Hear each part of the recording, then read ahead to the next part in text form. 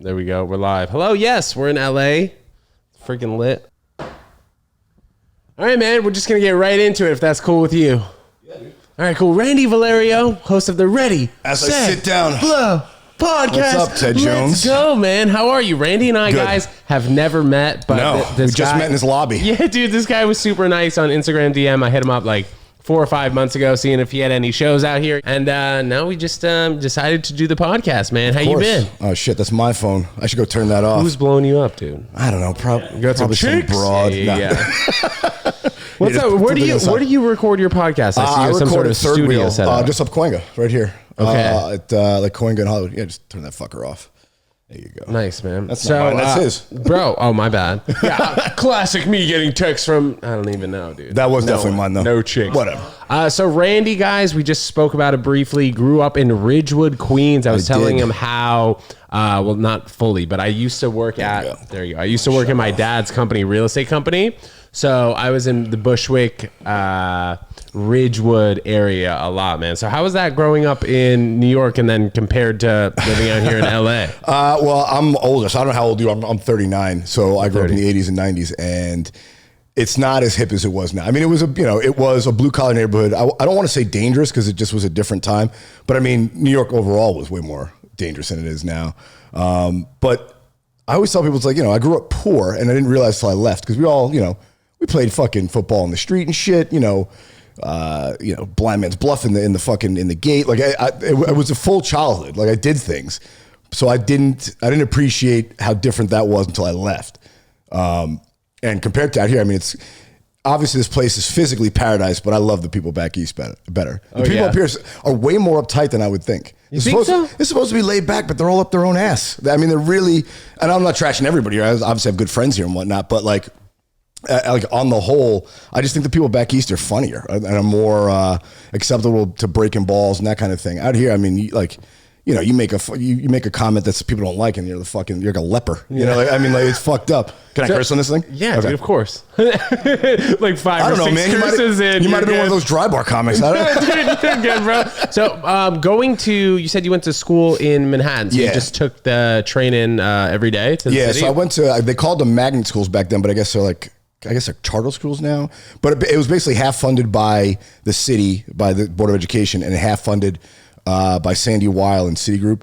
It was called the High School of Economics and Finance. So it was like, instead of taking like shop or home ec or shit like that, I took like accounting, business finance, stuff like that. So it's just a different high school, but I used to take the train in every day, freezing my ass off taking the M train. And where'd you go to college? I went to Brown. Oh, nice, man. Yeah. Ivy League. All right, cool. So let's break it down. How did you get out here to LA? We talked about how you briefly moved out here, or we briefly talked about how you moved out here 2019, right before the pandemic. So I've been opening up for Jeff Dye on the road since like 2018. And Jeff Dye. Jeff Dye, the comic, very funny guy, good buddy of mine. And he'd been trying to get me out here since then, and I kept pushing it off because I enjoyed, because I started out in Boston. I enjoyed living in Boston. I had a good thing going there. I was basically just getting my feet wet because I started in 2016, so I didn't have the chops to be doing that kind of shit. Were you just doing like the Wilbur, Laugh Boston? I wasn't doing the Wilbur. I was doing, you do Knicks, you did, and Boston's a lot of bar shows. I mean, like the comics kind of run basically until you get past at Laugh Boston, which is like the A club in town.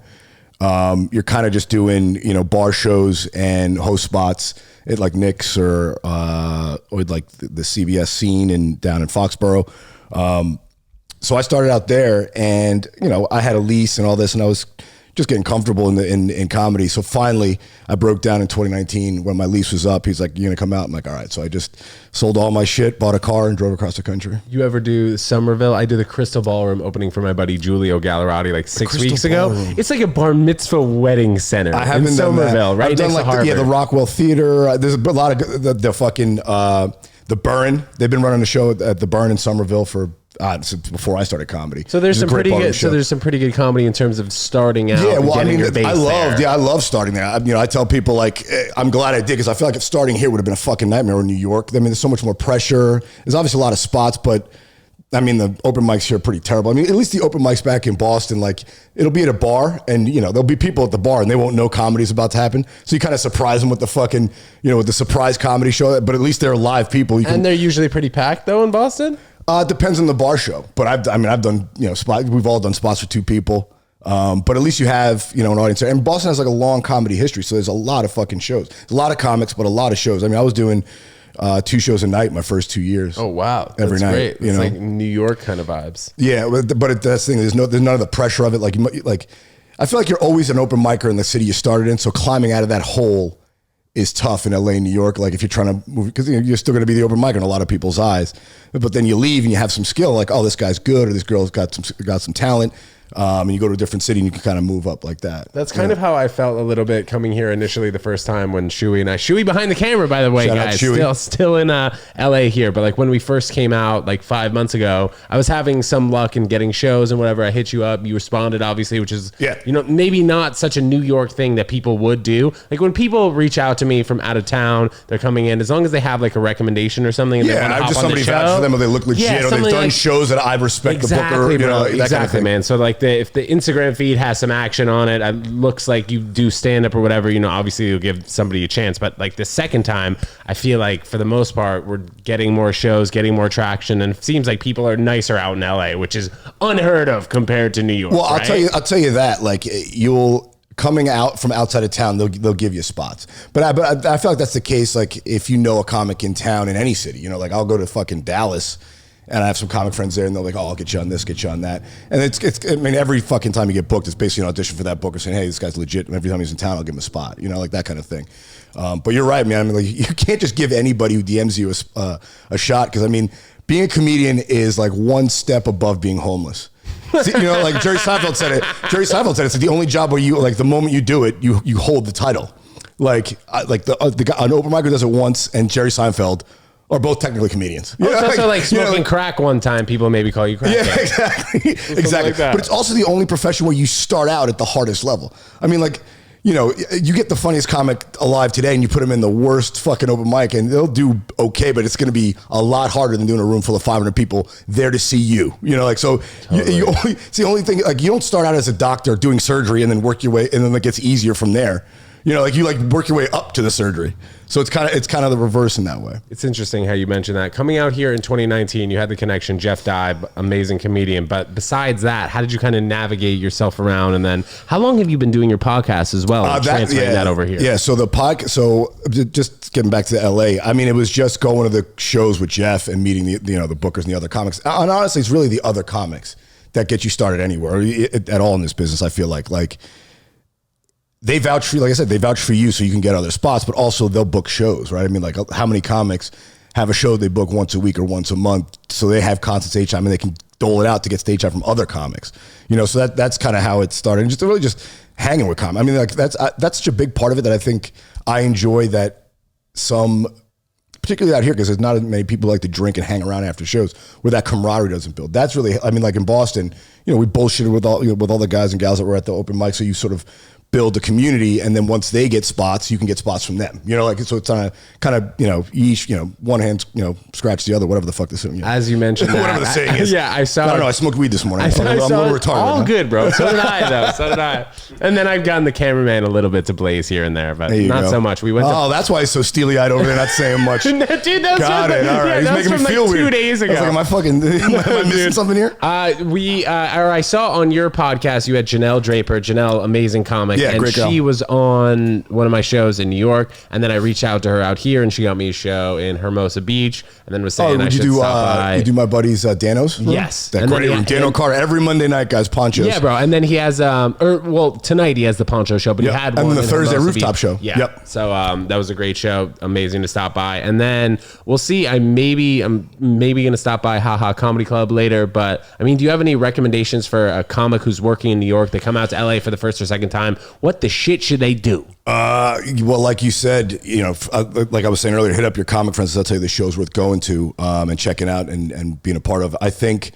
that's probably the best advice I can give, just because, like you said, bookers get 1,000 fucking emails a day or DMs, and that might get lost in the sauce. But if you get an introduction from a comic to somebody else, that's really the best. I mean, like, it's like the fucking mafia, like if somebody vouches for you, it goes a lot long. It goes a long way. It's a reference, it goes a long way. But then getting back to the podcast, I started that like fucking 3 months after I started comedy. So it all stemmed from me and my buddy who he and Jeff, my buddy Chase Abel is a comic back in Boston. He and Jeff kind of talked me into doing comedy because I'd always been a fan and they were friends of mine.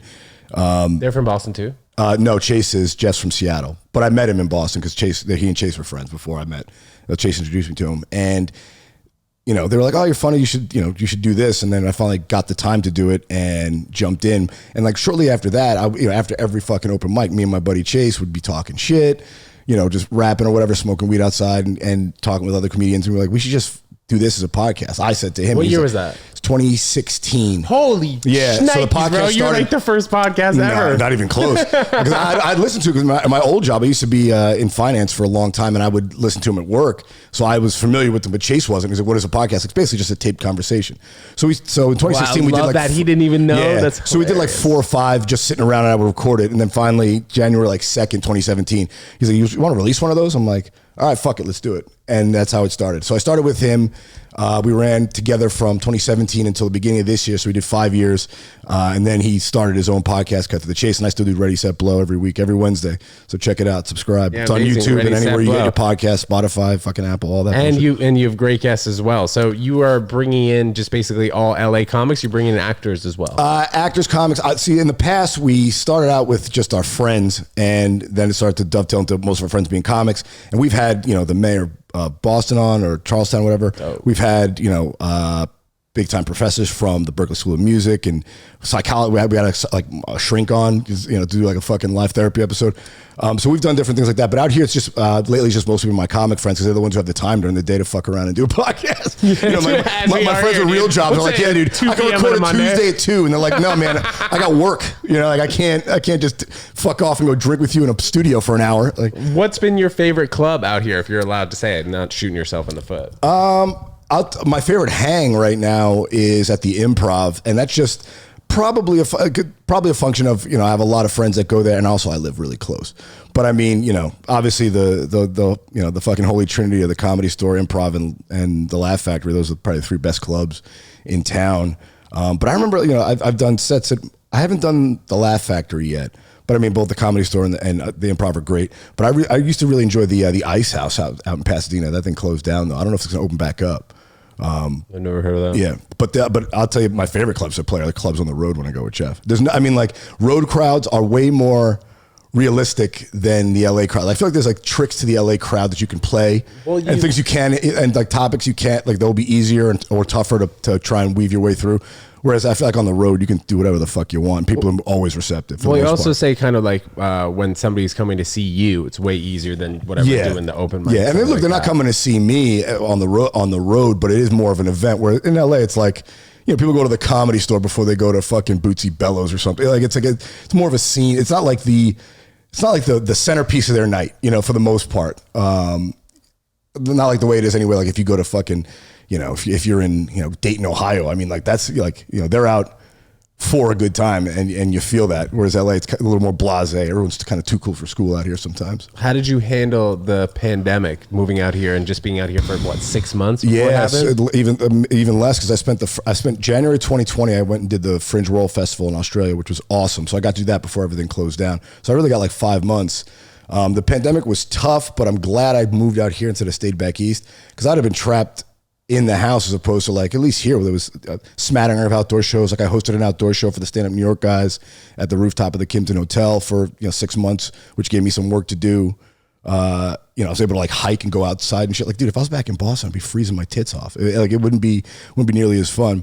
And thankfully I had a good group of friends who were able to kind of hang out with each other. But in terms of comedy, it did. I mean, I feel like the pandemic helped separate the wheat from the chaff a little bit, and that like the people who weren't really serious about trying to make a run at this in this industry kind of fell by the wayside. Yeah. And then a lot of people moved too, which is great. I mean, people leaving for Austin or Phoenix or wherever the fuck they went meant more more stage time out here, which is sort of a silver lining. But then I also just spent a lot of time fucking making jokes on the internet, man, doing those stupid tweet jokes. Yeah, man, the meme that people took off. Yeah, like just making memes like that. I had like 1,000 followers on Instagram before the pandemic, and now I have whatever 38,000. Wow, like man. That took off for me. Were you doing a lot of sketches too? No, I've never really done sketches. I got into writing those jokes by accident. I was doing it on my stories, and people liked them, and then I posted it on my feed, and a meme account like reposted it without tagging me, and my friends saw it and like were giving this guy shit, and he reached out to me, like, hey man, I didn't know this was yours or whatever. Wait, wasn't it a tweet though? Yeah, no. The first one I did was just like a text. Like I just did it on my notes. Oh, it didn't. Like, just threw it. Yeah, I didn't. He's like, if you do it like this, and he told me if you just do it on Twitter, cut it and paste it, I'll tag you. I'm like, all right. And then he would repost. And he had like 6 million followers, so that really like helped me take off in that respect. What was the best part about moving to LA from Boston, besides the weather and besides your career, trajectory upwards? Is there any sense of camaraderie that you didn't have back in Boston that you now have in LA? It's different. That's I think that, I mean, any place kind of becomes comfortable if you have a good group of friends. I mean, like, thankfully I had Jeff had introduced some good people, and then I lucked out and met some great roommates that I lucked out to find, and developed friendships with them. But dude, like even in prison, like if you're with your friends, it ain't so bad, so it made the pandemic a lot more bearable. And I think it's just that's kind of the nice part of it, because obviously the fucking career stuff, you can get bogged down in it. I have friends back east. You miss them. My family's back there, but thankfully, the crew of friends I surrounded myself with have kept my spirits up for the most part. Did you ever go to jail, or you just mentioned? No, I got arrested, dude. I got arrested once. Oh shit! It's so funny. On my way out here from Boston to LA, I was driving out. Yeah. So I stopped. I did it over like a week and a half, and I was stopping in. I stopped like New York, DC, Nashville, Dallas, Phoenix, and then LA, and I did comedy in all of them.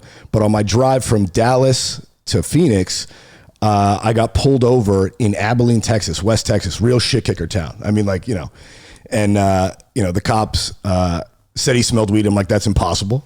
He's like, how's that impossible? You're like, I smoked 2 hours ago. How's that possible? I've never smoked weed. I haven't smoked weed in this car.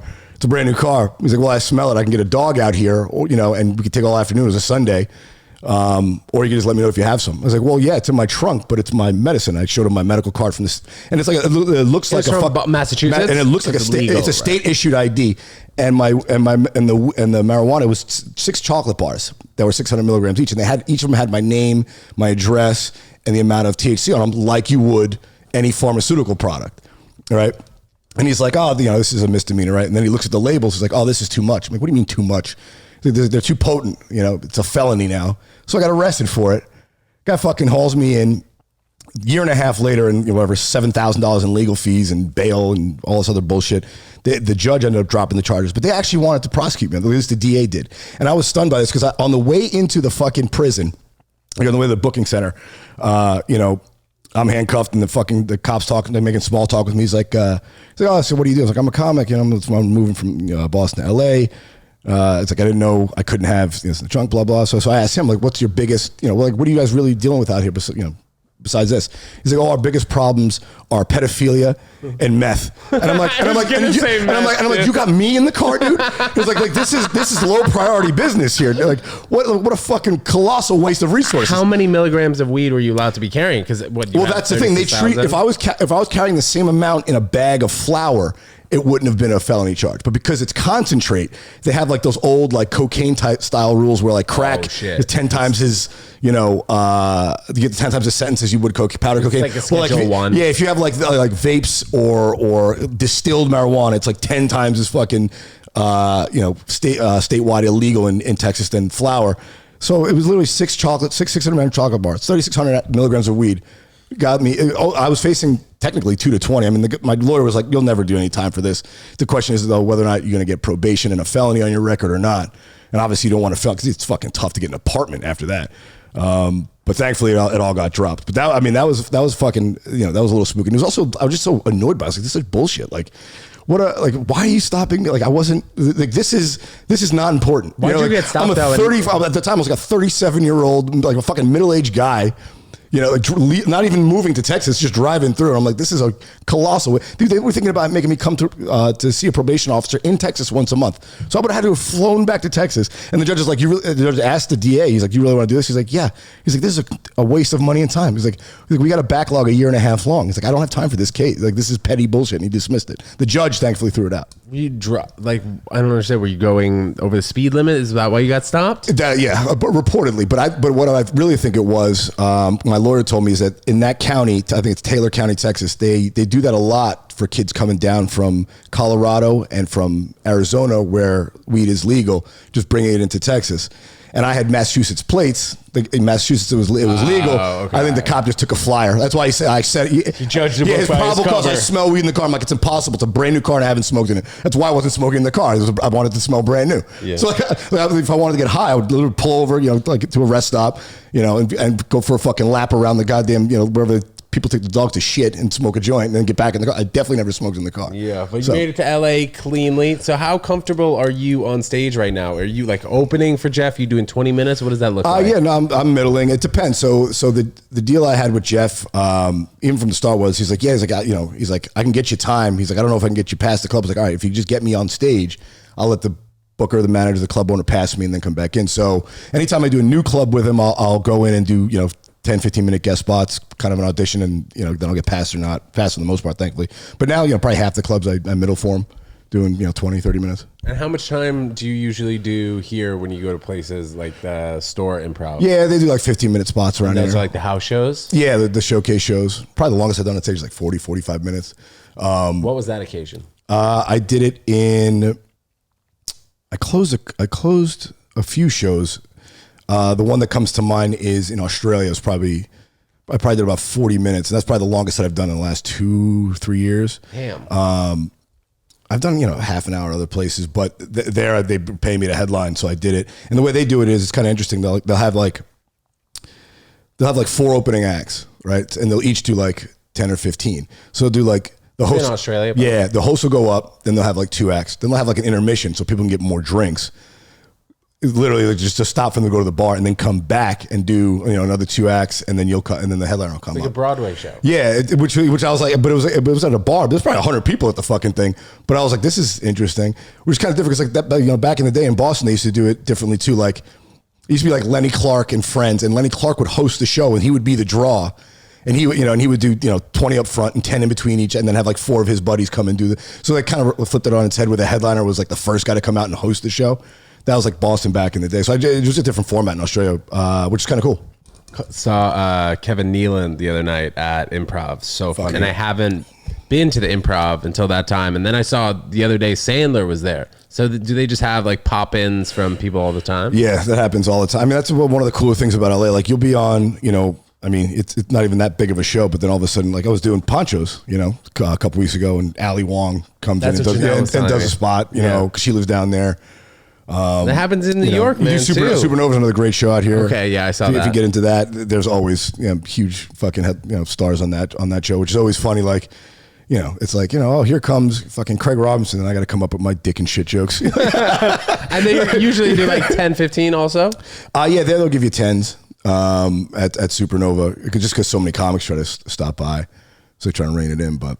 Right. How long have you been in the game, bud? So I started to get more serious about stand-up, like right before the pandemic as well, because I was doing improv. Like, okay. I was a big improv guy, and then once the pandemic hit, I was like, shit, how can I get more stage time? Because UCB closed down in New York. I know it's still open out here, but like that was my main thing. I love doing improv. And then once shows started to come back, I did the Ted Jones comedy show at Asylum NYC, which is in Chelsea, and I was familiar with the owner of the Stand just because like I had been going to the Stand for years, and I told him one time he should come to the show at Asylum NYC. He was like, "Why don't you do the show at the Stand?" So I've been doing the show at the Stand for like the past 18 months, something like that. Are you a native New Yorker? Or yeah, I was born in New Brunswick, New Jersey, and then 6 weeks after that, moved to Manhattan. Both my parents got jobs, and I've been in Manhattan ever since. I went to UConn for college. Okay, but sprinkle some time. And how long you out here? You trying to make a move out to LA? What's the deal? I don't know, bro. Each time I come, I like it a little bit more. But like initially, I freaking hated it, dude. Just like, it was what did you like about it? It was just so slow. Like, you think it's that slow? You know what it is, man? It was like I think it has to do certain parts. That's the other thing too. LA's so fucking big. Every neighborhood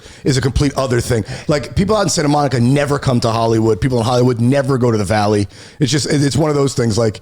It's like comparing it's like comparing New York to Boston. If you're like comparing Santa Monica to Pasadena, it's completely different vibes, and the people don't overlap. Like the Brooklyn kind of scene, like people on the Lower East Side will go to Williamsburg because it's close. It's just a bridge. But like going from Williamsburg to Chelsea, like, no, people will not do that. And then also here, the first day we had an issue. We forgot to get toothpaste after this entire day of grocery shopping. So like now what? We have to go out and get one thing of toothpaste. You know, like in New York, get in your car and drive. In New York, 4 miles to walk Ralph's. out, you get coffee, you get toothpaste, and you go to the gym. It takes an hour total. Yeah. Like that in LA. There is a lack of convenience factor out here for sure. I mean, shit closes early. You have driving everywhere. I mean, my car's beat to fucking shit. Yeah, you know, and I only got it because I moved out here. I mean, when I lived on the East Coast, the entire time I was there, I didn't own a car. I mean, I grew up there, but then I came back right after college from 2005. I leased a car for 1 year while I was with this girl, and then I got rid of it after we split up. But other than that, I rode a bike around from gig to gig in Boston, like a bicycle. And it was fucking, because Boston's a small town, it's flat, you know, no problem with traffic. Dude, that's why I was able to do like 3 fucking spots a night. I had no problem getting from one place to another. Do you think that people, if they move out here, 100% need a car, or can they slowly get away with Ubers? Chris Frangiola gave me that advice. Shout out Chris Frangiola, very funny comic. I was opening for him in, I think, Tacoma. And it was before I moved out here. I was out there visiting maybe it was in Seattle. No, Phoenix. That's Stir Crazy. Visiting somebody, and I opened for him at some spots there. And he's like, "Yeah, I'm going to move out. You got any advice?" He's like, "The best piece of advice I can give you is buy a reliable car." He's like, nothing fucking fancy. He's like, something that like spare parts are readily available and cheap. You know, like a Corolla, a fucking Honda Accord, a Civic. You know, a Subaru, some shit, like, just some shit that will fucking run no matter what, because you're going to be in it most of the time. And he was dead right. You know what I mean? Like, dude, if you have a gig in fucking North Hollywood and then one, in Culver City, I mean, that's a good 40-minute drive depending on the time of day. Is that the kind of stuff that you're still doing? Traveling from like North Hollywood to a Culver City or a Venice. I mean, I'll go anywhere for a spot. I'm a whore. Just like I'll do any fucking podcast. You're special, Ted, but not that special. I am a podcast whore. I'll do anybody's show. It's time on the microphone. It's fucking, I like talking to other comics. I need to practice on stage. So the other night I drove to fucking Monrovia, which is, like 20 miles east of Pasadena. We landed and we went straight to Hermosa Beach. So like that was kind of a schlep, but it was fun. It was a good show. That's the thing, dude. I mean, I missed the traffic out here because when I moved, like the pandemic hit right away and the roads were wide open. So I was like, oh, this ain't so bad, man. I was going hiking like way out in Malibu and it took me 20 minutes to get there. It took us an hour the other day. I don't know what people are talking about. Yeah, now fucking forget it, dude. Like just me going back down Santa Monica Boulevard to my side of West Hollywood is going to take me 20 minutes. Have you figured out the timing in LA, like when you can drive somewhere? Oh yeah, dude. So I drive for Uber to make extra cash if I'm not working a weekend on the road or something. And I've laid out the city pretty well. Love that. And it's astonishing. I mean, like everyone has to drive in town. So every asshole, even if they have no experience, is behind the wheel. I mean, people doing wild shit, dude, driving out their headlights at night, making a right-hand turn from the left lane, a lot of that shit. and a lot of passive aggressive shit. That's the other thing too. Like they won't fucking make a move. They won't make they're scared to make a left. They won't creep into the box. And as a New Yorker, I learned how to drive in New York, illegally. And then I, fucking cheated to get my actual license. But I mean, like you got to get aggressive. Like if there's space, you fill it. Like out here, people just fucking. I think everyone here is just lost in their phone because everyone's trying to get fucking TikTok famous in this town.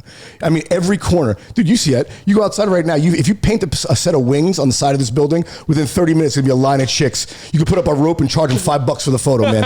Fuck Tinder. Yeah, fuck dude, Bumble. Pink and then butterfly. Paint butterfly wings outside of your building, and they'll come to you, dude. That pink wall on Melrose down at Paul Smith. It's just a line of Asian chicks getting ready for to get famous in China, taking a photo on that pink wall.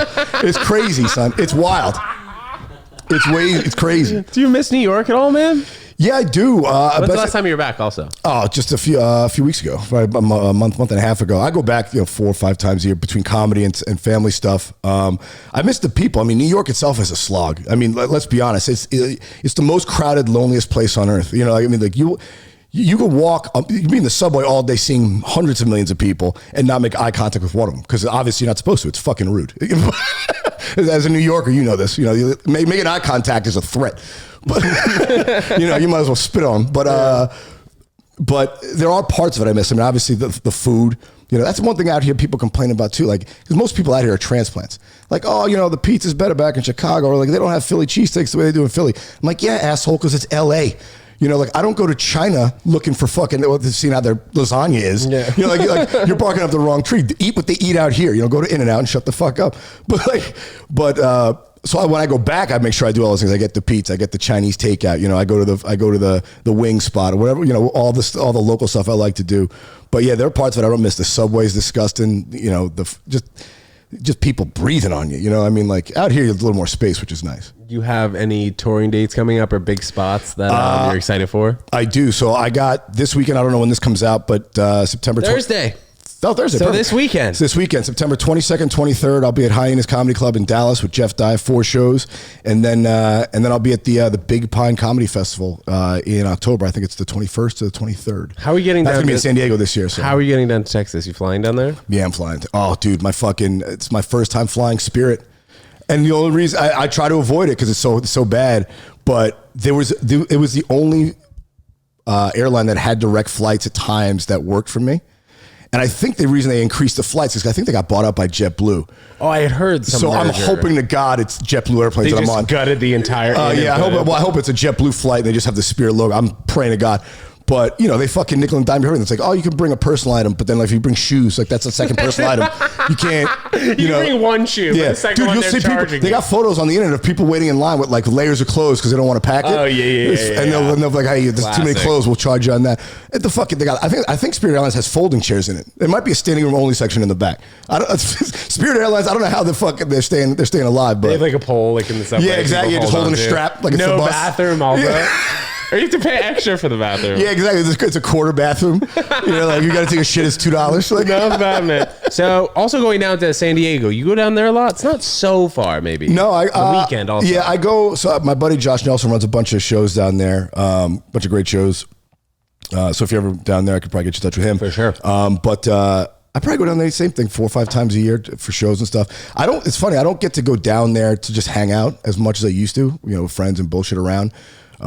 Because of comedy and whatnot, but and also like, dude, the drive down there is one of the tougher ones. Like it's 120 miles, but it'll take you a good 3.5 hours. Like, how do you mean tough though? Just traffic, dude. I mean, like unless you leave really early, really late.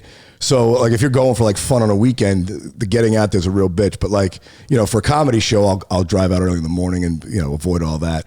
But it's a great town and a great comedy town. It's kind of like LA with with less of the problems. You know, like less homeless, less congestion. It's the best weather in the country too. Right? Yeah, the women are just as hot with none of the attitude problem. You know, they don't need an adjustment because you know, chicks up here. I mean, they're all looking to be Leonardo DiCaprio's next girlfriend. Yeah, right, you know, right. Waiting for their twerking video to pop so they can stop working. I got an OnlyFans. Everyone's got an OnlyFans with me. Yeah, dude. I saw a funny meme. It was like chicks got OnlyFans the way dudes got podcasts. Oh yeah, literally. Leonardo DiCaprio dating 27 years old. Everyone's feeling inflation. Yeah, exactly. It's a good meme. So I was about to Malibu clubs. Are there any there? No, you know, I haven't done comedy out in Malibu. I've done up in Ventura County, like Thousand Oaks and up there, but not in Malibu. I don't know. Maybe it's too stuffy. Maybe somebody should put it out there. That's the thing about like some of these towns. Like you go down to Hermosa Beach or Redondo, like those are beach towns. So like you'll get a local audience and they'll keep coming. But if you put a show in LA, because I have the Tuesday show that I run, it could be hard getting people in because there's so much going on in town. But if like I could imagine if you had like a local bar in Malibu that did comedy every blank night, you can build a pretty decent audience out there. Just because, I mean, depending if they're not, you know, if it's not too hoity-toity and they don't want to bother. But I think there's got to be an audience out there. Just weird that like no one has done it yet, or at least not to my knowledge. That's what I was wondering. I've never heard of that. And you start it up. What? You should start it up. Yeah, maybe. I don't know. We'll see. Are the taxes out here? You feel them? You know, people complain about the taxes, but do you feel them? Well, you definitely feel the cost of shit. I mean, gas is probably the biggest one. That shit fucking hurts. I mean, it's like $6-7 a gallon. That'll gut you every time. But coming from Boston, I was surprised at how, at least when I moved, obviously things shot up after the pandemic, but rents were fucking more than reasonable because Boston's super expensive in that way. Like the cost of living back east is dumb high. So coming out here wasn't like a shock. Like if I was coming from Chicago, it might have been a bigger shock. But I mean, my rent went down when I moved from Boston to here, and I got a parking spot. Obviously that's changed since the pandemic, but you know, I think the big hit is just adding the car and gas. Because insurance is expensive, fucking like I said, gas. But you need it. Like without a car, you're fucking pretty trapped. You know. What's been the best place you've done comedy so far? Doing it in a lot of places, as you've spoken about. Yeah, I mean, the Improv and the Comedy Store were great, obviously, because they're institutions. You talking about LA? Yeah, LA or maybe someplace in Texas, someplace that maybe my favorite, wouldn't expect that. Yeah, I wasn't expecting. I'll tell you right now, one that blew my socks off this year was McCurdy's in Sarasota, Florida. And I'd say the average age of the audience is 60 plus. So, I'm coming up there with my fucking bullshit, and I'm like, oh man, I don't know if they're going to be able to, if they were into this, because I could be, not that I'm dirty, but I could be controversial. And yeah, maybe I work a little blue. But they were fucking awesome crowd. So shout out to McCurdy's in Sarasota. That's one that blew me away recently. And then like my favorite clubs, I mean, all the clubs in Arizona, the Tempe Improv, Stand Up Live, CB Live. Fort Worth might be my favorite room to do, the Fort Worth Hyenas. It's fantastic. I mean, that's the thing about, if you get clubs, I feel like the formula is not that hard. I like, a dark club, with a packed tight, fucking low ceilings. And I don't like a big high stage where you're like up above them, knee high so you can get a little bit of rise so they can all see you. And the fucking laughs just bounce off the room. But too many clubs try and get too fucking cute, and build giant theaters, and you lose a little bit of the experience. Like if you could put 300 people in, the smaller the room with 300 people, the better for comedy, I feel like. I mean, you've seen the Cellar. You can't move without walking across the stage to go to the bathroom. I mean, like that's how tight it is. But that room rocks. I mean, because it just bounces around the walls and comes right back at you. Which improv has been your favorite? And are they all kind of the same? Because the one in Miami, no, really they're not. Looks like they're not. So there's, I think, to my knowledge, there's like Levity Live owns. So the Improv is like a franchise. Levity Live owns a handful of them, and then this guy Joel and some other investors own another handful of them. And the ones I typically do, the ones owned by this guy Joel Bashcroft. And I mean, those are all awesome because they have a great setup in that, especially for like road comedy. Because Jeff and I like to have a little cocktail after the show, like a gentleman.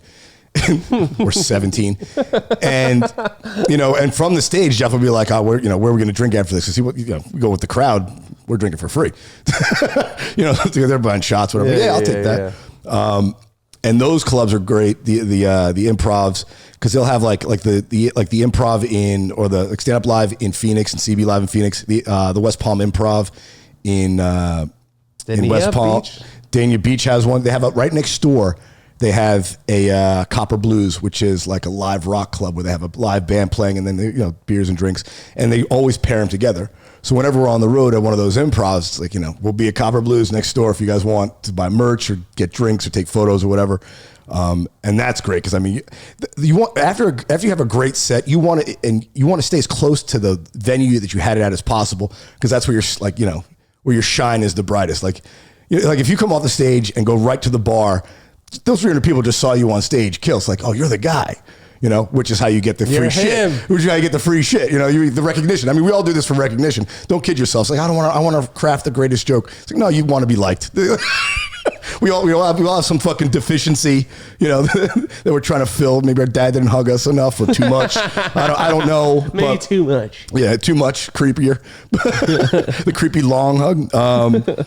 But that's fun on the road. So the Improvs is a great chain. The Hyenas clubs, the Funny Bones are kind of like in the Midwest. Those are always there's some back east too. Yeah, I don't know. I just like road comedy. I mean, that's the real thing I wanted to do in this. Like I didn't come into comedy thinking like, oh, I want to be the next Jerry Seinfeld and have a sitcom, or I want to be Kevin Hart in the movies. I want to be on the road 40 weekends a year and doing my podcast. More of like the Bill Burr, Joey Diaz, Tim Dillon model, like where I have this and my own comedy show, and I don't need fucking CBS, Viacom, or NBC to bless me with a fucking TV show to validate me. I want to sort of build my own audience. So I love traveling on the road. I mean, it's the best. You go to a city for 3 days, Thursday, Friday, Saturday, you fly out Sunday, you get to do, all the cool shit during the day when the shows aren't, and you get to do 2 shows at night, which is, the best part of our day as comics. And you fucking go home. So like, dude, we did Huntsville, Alabama. I think Huntsville's like one of the coolest towns in the world. It might be a shithole because I was only there for 3 days. Yeah, I got to see the best parts of it. Like went to Topgolf, went to a fucking football game, did 5 comedy shows and left. I was like, this is awesome. It's like Huntsville rocks. I'd go to Huntsville again. But I maybe people in Huntsville who listen would tell me it sucks, but to me, it's awesome. Do you see yourself staying in LA the rest of your life and then traveling? I don't know. I think it's home for now. I'd like to do another year and see. Well, where would you go back to? That's the thing. That's the thing. The question is, would I try out another city, or go back to Boston and New York? I do think at some point I'll probably do some time back in New York, but I don't know if I can make New York my permanent home, just because dude, I did 30 some odd years there. It's a lot, and other places are cool. So I'm kind of working on one more year here, and then seeing what I can afford and what I want to do next. Is your family still in New York? Yeah. My family's all still back there. And that would pull you back, you think, in terms of like being it'd make it an easier transition than back to Boston. But I did like Boston a lot, dude. By the time I left Boston, I liked it more than New York in some respects, because it was very similar but a lot more manageable and a lot cleaner, and slightly cheaper. So it was like, I get most of what I get in New York with half the bullshit. I'm all about that. Like I used to see people like that. You see people like that now, like fucking In-N-Out, the goddamn car line, the drive-through line at In-N-Out will be 400 cars long. It's like, dude, that burger, you can get 80% as good a burger at McDonald's. There's no line. I'm going with it. If I can get 80% without waiting, that's good enough for me. Yeah. But you'll see every jerk off. That's a New York mindset too. Yeah, I don't want to waste my time. Like if I can get close enough and get the rest of my day back, I'm gonna do that. Good enough's good enough for now. The meme lord. So Randy, before we get out of here, man, what is your hottest take? I'd say, having a podcast yourself. Is there something that you talk about frequently that people just need to stop doing, or people need to start doing? Oh man, because I know you got some hot takes. Man. I got a lot. I mean, pick a topic, dude. I've gone off on things ranging from self checkout to Airbnbs. No, self checkout. Like I've like railed against things as mundane as self checkout, or as like existential as what happens when you die. Oh, I like that. Like just last week, I was asking someone, are you afraid to die? Like, oh yeah. My guest, and like, oh yeah, it seems horrible. And I'm like, no, dude, I think dying sounds horrible. I think being dead sounds fucking perfectly fine. It sounds really relaxing. You're just asleep. Yeah, exactly. It's like sleep. It's like before you were born. Like dying, that sounds horrible. Like a long, slow death, right? But if you just go to sleep one night and don't wake up, you don't know that you died. That's the way to go. Yeah, of course. And people are like, oh, that sounds horrible. I'm like, no, it doesn't. I was like, in fact, I'm convinced I'm going to kill myself at some point. Not now. Not now. But when I'm like 87 and I have Alzheimer's, and before I forget my kids' names, I'd rather just, You'll remember to kill yourself. Yeah, exactly. I was like, all right, guys, I want to go out while I'm still like here. I think there's no like the withering away seems like the horrible part. And obviously, obviously I'm being a little facetious with that, but there's a hot take for you. Relationships, I've gone off on that before. I think marriage is dumb. Unless you have kids. Talk about it. Then it's about a transfer of assets. Bro, we've talked about Andrew Tate. You can love someone without getting the government involved. Yeah. Dude, that's what Andrew Tate says, right? Exactly. Dude, I also told, I don't know if I told the story in a podcast, but I actually dated a divorce attorney when I was my last year living in New York. Yeah, and she she herself was divorced, and I'm like, did it get pretty serious though? By the way, no. I mean, we dated for 6 months, something like that. But she's like, why'd you get married if you're a divorce attorney? He's like, well, you think you know better, which is hilarious. But I asked her, I was like, shoot me straight, like in a divorce, like, do the lawyers really, like, obviously you want to make money, so you want as many billable hours as possible. Like, do you guys ever do anything funny? She's like, oh yeah, what are you talking about? I was like, I know all the other divorce attorneys. Either I work with them on a case, or I'm often working against them. He's like, and if a couple's resolving their conflict too quickly, and we want more billable hours, we'll call each other up and be like, hey, we should start a little bit of a beef about something to keep the clock running. So I was like, I knew that was happening, but I'd never had it confirmed for me before. That's why I'm not saying her name. But that's another reason. Like, that's why you don't get married, because the lawyers get a third of your property. You guys get to split 2/3, and they get a third. So it's literally a no-win situation. You could love and be with a person forever and not have the consequences of the government and lawyers fucking around getting in the middle of your relationship if it happens to go wrong. That's why I said if you get married, it should be for the kids, because then, that's basically, assigning property to them if any one of you die. Yeah, which makes sense. Like, so, that's like a legal good reason. But if you love somebody and don't have kids with them, what the fuck are you doing getting married? Like, you gotta be insane. You gotta be nuts. Love that, Randy. Thank you so much for coming on the podcast, Thanks for having me, brother. Really appreciate it. Anything else you want to shout? Well, let's shout out your Instagram. Shout out your podcast. We'll pop it up right here. Excellent. Follow me at Randy Valerio, RandyValerio